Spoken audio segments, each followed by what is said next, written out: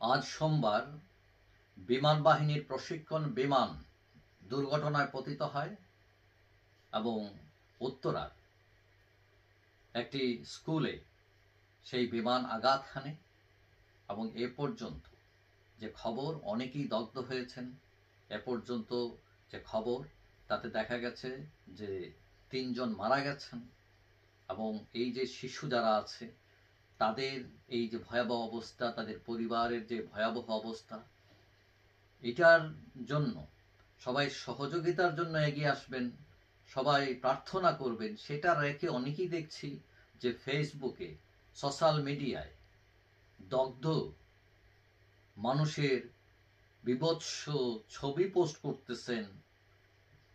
এটা অনেক শিশু, অনেক দুর্বল মাইন্ডের মানুষ যাদেরকে ট্রমায় ফেলে দিতে পারে, যারা এগুলো দেখে অসুস্থ হয়ে যেতে পারে। সুতরাং দয়া করে এগুলো পোস্ট করবেন না। এগুলো পোস্ট করে লাভটা কি? বরং প্রার্থনা করলে লাভ, বা আপনি যদি একজন মানুষের রক্ত লাগে তাকে বোতল রক্ত দেন, সেটাতে লাভ।